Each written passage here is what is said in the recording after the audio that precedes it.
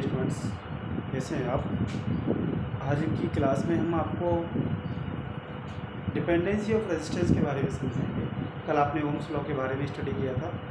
Ohm's law के लिए हमने वी प्रोपोर्शनल आई का फॉर्मूला कैलकुलेट किया था। लेकिन आज की क्लास में हम जो स्टडी करेंगे वो करेंगे ओम के नियम के अंदर जो रेजिस्टेंस आता है वो किन किन भौतिक राशियों पर डिपेंड है। ठीक है ना।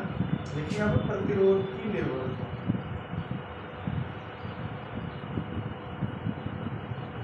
प्रतिरोध की निर्भरता, डिपेंडेंसी ऑफ रेजिस्टेंस। क्या करना होता है इसमें? Dependency of resistance. मान लीजिए हमने कोई एक मेटालिक रॉड ले रखी है।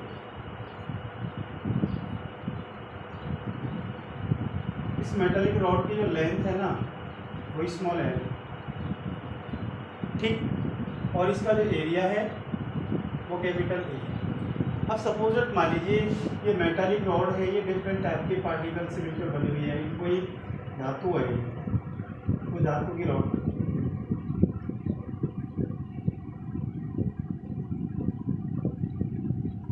तो हमारे प्रतिरोध का जो मान होगा वो 3 कंडीशन पर डिपेंड करता है। किस पर डिपेंड करता है? पहली जो कंडीशन होती है,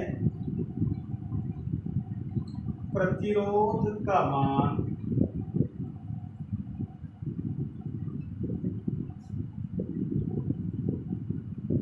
लंबाई के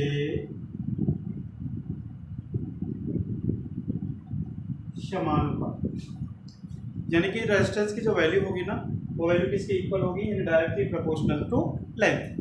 यानी कि आपका फॉर्मूला हो गया आर प्रोपोर्शनल एल। इसको वाले आपकी इक्वेशन नंबर फर्स्ट। क्लियर है ना। अब दूसरे में देखेंगे प्रतिरोध का मान, प्रतिरोध का मान क्षेत्रफल के व्युत्क्रमानुपाती। कैसे होता है?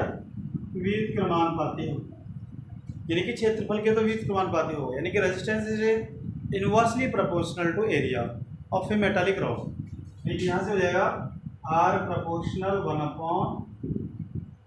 तीसरी कंडीशन क्या रहती है इसमें कि आर की जो वैल्यू होती है, प्रतिरोध की जो वैल्यू होती है वो पदार्थ की मात्रा इसके ऊपर, यानी कि प्रतिरोध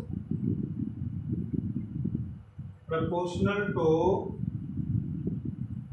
पदार्थ की अवस्था, स्टेट ऑफ, यानी कि पदार्थ आपका लोहा है, कॉपर है, एल्युमिनियम है, कोई और अन्य धातु है, तो उसकी कंडीशन पर डिपेंड करता है। तो इक्वेशन नंबर फर्स्ट और सेकंड से देखेंगे तो आर प्रोपोर्शनल एल अपॉन ए होगा। आर प्रोपोर्शनल एल अपॉन ए। जब इस प्रोपोर्शनल का कांस्टेंट हटाएंगे तो यहाँ कोई ना कोई कांस्टेंट आएगा। देखिए आर को इसको हटाते हैं प्रोपोर्शनल को, तो यहाँ रो आता है, रो एल अपॉन ए। इस जगह पर ये रो है आपका प्रोपोर्शनल कांस्टेंट है, यानी कि समानुपाती के एक नियतांक होता है, यानी कि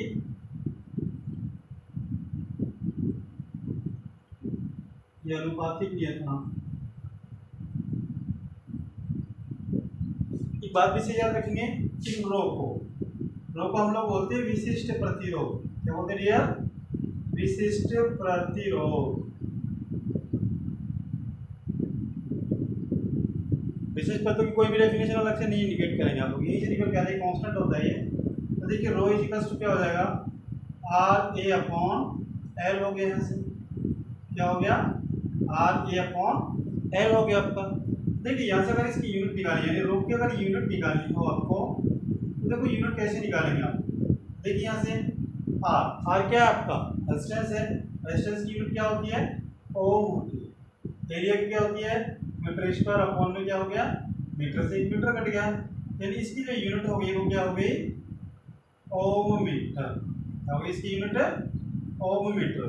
अब देखिए ये इसमें आपको एक प्रॉब्लम यहाँ ये आएगी, अगर इसके आप इसे डायमेंशनल पूछ लेता है, इसकी क्या पूछ लेता है? इसकी डायमेंशनल पूछ लेता है। तो देखिए डायमेंशनल आप लोगों को यहाँ कैसे निकालनी है, इसकी विमा कैसे निकालनी है? देखिए रो तो आर ओम। अब ओम के लिए आपके पास क्या होता है? तो आर की जगह पर क्या लगाएंगे आप? वी अपॉन आई लगाएंगे। इनको में क्या हो जाएगा? एल हो जाएगा। तो वी अपॉन आई, अब ये अपॉन आई की जगह पर क्या लगाएंगे, डब्ल्यू अपॉन क्यू, इंटू में आई लगाएंगे, इंटू में एल लगाएंगे। तो देखिए जनरल चीज आपको यहाँ से लगाएंगे, ठीक है, हो गया। डब्ल्यू क्या होती है, m1 l2 t-2 into l1 upon Q.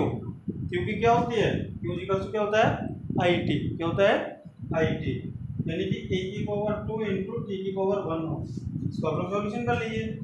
ये डायमेंशन क्या हो जाएगी, m1 हो जाएगी, l3 हो जाएगी, t-3 हो जाएगी, t-2 हो जाएगी। ये डायमेंशन किसकी हो जाएगी, आपकी रेजिस्टेंस की हो जाएगी, और सॉरी स्पेसिफिक रेजिस्टेंस की होगी।